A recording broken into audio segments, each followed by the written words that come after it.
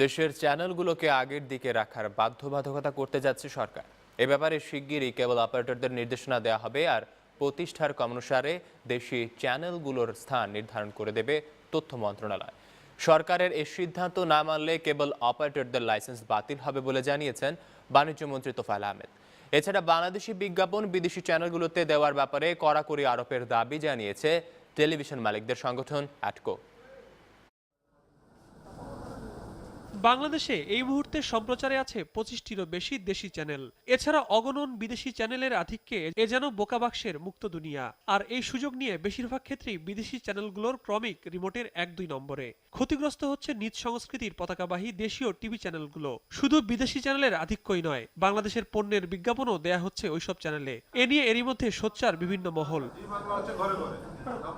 বুধবার সচিবালয়ে বাণিজ্যমন্ত্রী তোফায়েল আহমেদের সঙ্গে বৈঠক করেন টেলিভিশন উদ্যোক্তাদের সংগঠন অ্যাটকোর প্রতিনিধি দল। উপস্থিত ছিলেন তথ্যমন্ত্রী হাসানুল হক ইনু। টেলিভিশন মালিকদের পক্ষ থেকে দেশীয় সংস্কৃতি বাঁচাতে বিভিন্ন দাবি তুলে ধরা হয়। এই ধরনের আলোচনা কিন্তু আমরা আগেও করেছিলাম, কিন্তু আজকের মতো এত সুন্দর সিদ্ধান্ত হয় নাই।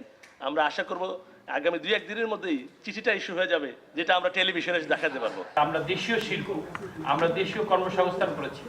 আমাদেরকে প্রাধান্য না দিয়ে কেবল অপারেটরগুলো বিদেশি চ্যানেলকে প্রাধান্য দিচ্ছে। এই আইনের ফাঁকে জলসা বাংলাদেশ ফিডে বিজ্ঞাপন দেওয়ার মাধ্যমে বস্তুত আইনকে পাশ কাটিয়ে আমাদের ফরেন কারেন্সি রেমিটেন্স, এটা মানি লন্ডারিং এর পর্যায়ে পড়ে।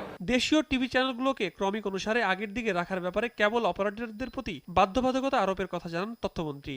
বাংলাদেশের সকল সম্প্রচারকৃত টেলিভিশন অগ্রাধিকার পাবে, তারপরে বিদেশি চ্যানেলগুলো নামবে। আমরা সেই বাংলাদেশি চ্যানেলগুলো কিভাবে অগ্রাধিকার পাবে সেই ক্রমটা আমরা ঠিক করে দিব, সেই তালিকা কেবল অপারেটরদের কাছে দিয়ে দিব। বিষয়টি কার্যকরে সরকারের কঠোর অবস্থানের কথা তুলে ধরেন বাণিজ্যমন্ত্রী তোফায়েল আহমেদ। সম্প্রচারের ক্ষেত্রে জাতীয় স্বার্থকে অগ্রাধিকার দেওয়ার কথাও বলেন তিনি। কেবল অপারেটর যারা, তাদেরকে এই সিদ্ধান্ত মানতে হবে। যদি তারা এই সিদ্ধান্ত না মানে, তাইলে কিন্তু তাদের যে আমরা অ্যাসোসিয়েশন লাইসেন্স দিয়েছি, কেবল অপারেটর অ্যাসোসিয়েশন, এই লাইসেন্স বাতিল হয়ে যাবে। দেশীয় চ্যানেলগুলোর সুরক্ষায় সব ধরনের পদক্ষেপ নেওয়ার আশ্বাস দেন বাণিজ্যমন্ত্রী। একটা বাস্তবসম্মত আমরা সিদ্ধান্ত নেব। রিয়াসাত সানভি, নিউজ 9, ঢাকা।